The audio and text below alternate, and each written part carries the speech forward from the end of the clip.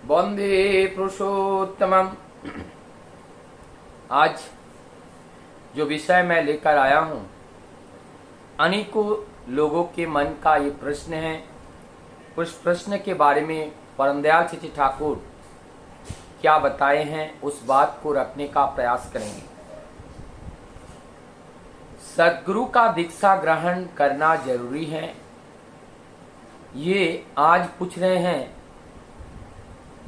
1957 हाउजरमैनदा के साथ एक रेलवे डिफेंस के ऑफिसर ठाकुर जी के पास आते हैं और इस प्रश्न को पूछते हैं, मैं सद्गुरु को जीवन में ग्रहण करना जरूरी है। ये इस परिप्रेक्ष्य में पूछा कि अगर कोई किसी कुलगुरु से दीक्षा ग्रहण किए हुए हैं, उन्हें पुनः सद्गुरु अगर मिल जाए तो उनको दीक्षा ग्रहण करना चाहिए या नहीं।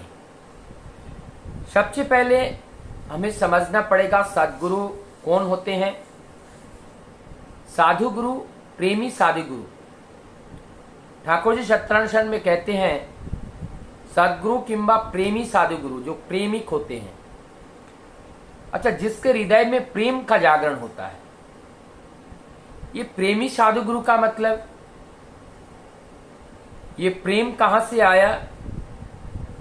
अर्थात प्रेम एकमात्र ब्रह्म में है, ब्रह्म ही प्रेम मूर्ति है। इसलिए बोलते हैं सत्ता सत चित आनंद, और वही सत्ता ही ब्रह्म है। और उनको जब हम जानते हैं तभी हम आनंद या प्रेम के अधिकारी होते हैं। वो प्रेम घन मूर्ति है। तो जब प्रेमिक हो जाते हैं अर्थात ब्रह्म को जान जाते हैं, वही व्यक्ति ब्रह्म के बारे में बता सकते हैं। इसीलिए परमदयाल चित्ती ठाकुर जी ने सद्गुरु किंबा प्रेमी साधु गुरु की बात उन्होंने बताए हैं। कबीरदास की एक दोहा है, सद्गुरु आबे भेद बतावे। जब सद्गुरु आते हैं और वो भेद को बताते हैं, भेद का मतलब उस रहस्य को बताते हैं, जीवन का उद्देश्य को बताते हैं, जीवन के महत्व को बताते हैं। ये जीवन किस लिए मिला इस बारे में वो ज्ञान देते हैं। तब हमारे अंदर वो ज्ञान का उदय होता है। जिस प्रकार से कैला के अंदर मैला है, वो काला है, मैल है, खूब मैल है, लेकिन वो मैल तब नष्ट होता है जब उसके अंदर अग्नि प्रवेश करती है। तो ये सद्गुरु वही होते हैं जो हमारे मैल को दूर कर पाए, अर्थात जो त्रिगुण रहित होगा। सत रज तम गुण से क्या बनते हैं? ये सत रज तम गुण के माध्यम से हमारे अंदर इच्छाएं जागृत होती हैं। वो इच्छाएं की प्रस्तुति कैसे? काम, क्रोध, लोभ, माया, जिसको मोह कहते हैं, और मद, मत्सर्य। ये जो चीज है ये कहां से उत्पन्न होती है? ये सत रज और तम गुण से ये इच्छाएं जागृत होती हैं। लेकिन यही इच्छाएं जागृत हो, इसको इंपल्स कहां से मिलता है? इंद्रिय से मिलता है। और इंद्रिय किसके पास पहुंचाता है? मन के पास। और मन जब इसको लेता है तब मन इस लेकर के उन इच्छाओं को पूरा करने के लिए लग जाते हैं। ये 6 तरीके का हमारा इच्छाएं हमारे अंदर होती हैं।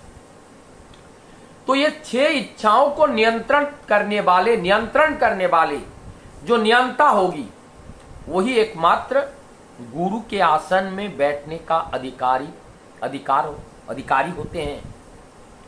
अर्थात ये सत रज तम गुण से ऊर्ध्व में हो, इसके अतिक्रम करके गया हो, काम क्रोध लव मोह मद मत्सरी जो हैं इसके वशीभूत वो ना हो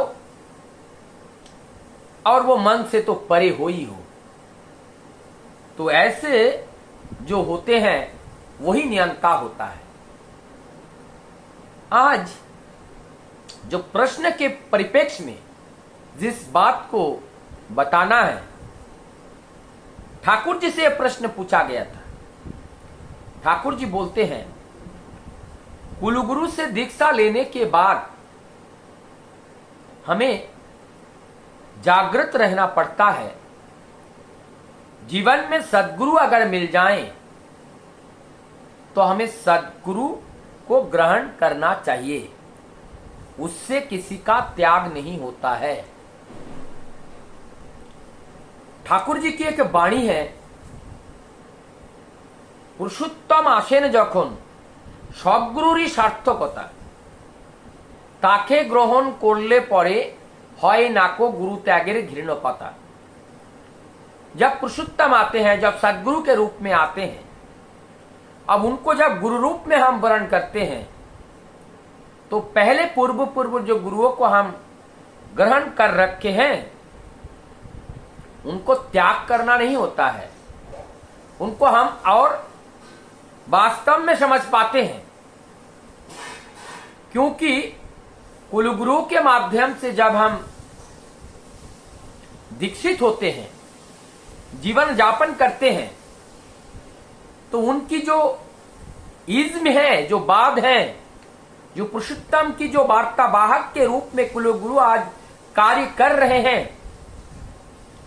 कालांतर के कारण, समय बीत जाने के कारण, रूपांतर परिवर्तन के कारण भाव में परिवर्तन हुआ, विचारों में परिवर्तन हुआ, शब्द में परिवर्तन हुआ, परिवर्तित होते होते कर्मकांड में आकर पहुंच जाते हैं और वास्तव तत्व को भूल जाते हैं।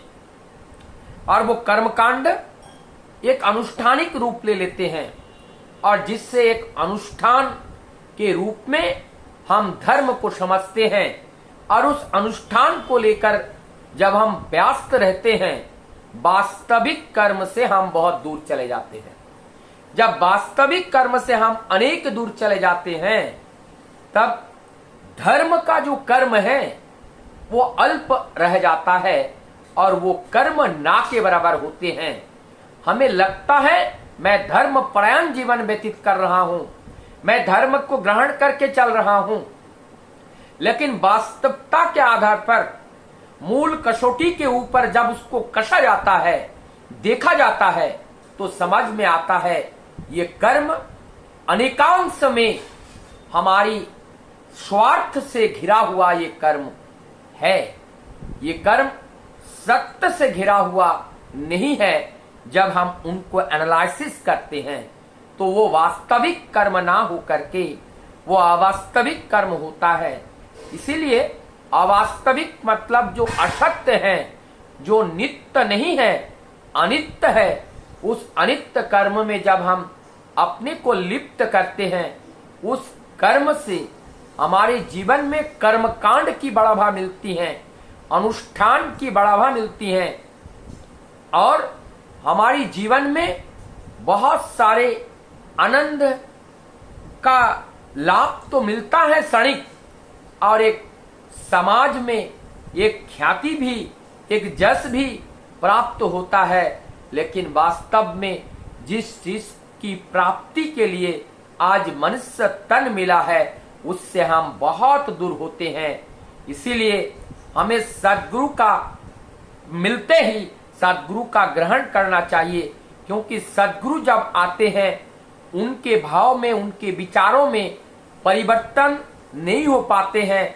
वो मूल बात को जब हम जीवन में ग्रहण करके चल पाने का वो परम सौभाग्य होते हैं, तब हमारा जीवन बहुत ही सुंदर, सुंदर का मतलब क्या है, हमारा जीवन मोक्ष की ओर जा रहा है या नहीं जा रहा है, हमारा जीवन भक्ति की ओर जा रहा है या नहीं जा रहा है। जब हमारा जीवन भक्ति की ओर जाएगा, प्रेम विस्तार की ओर जाएगा, तभी हम निरंतरता के साथ उस मोक्ष की ओर अग्रसर हो पाते हैं।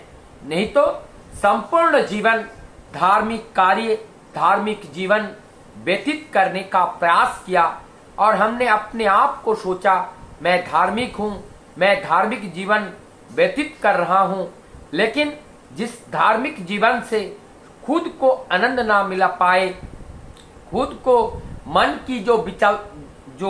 की जो चंचलता है उस चंचलता में लगम लगा ना पाए, तो हमारी जीवन जीने का लाभ ही क्या हुआ। ये जीवन मिले हैं साधना के माध्यम से। साधना का मतलब शोधन, और वो शोधन के माध्यम से हमें शांति की ओर जाना पड़ेगा, अर्थात शांत होना पड़ेगा, अर्थात हमारे मन की जो चंचलताएं हैं उस चंचलताएं को दूर करके हमें शांत हो करके शांति की ओर जाना होता है।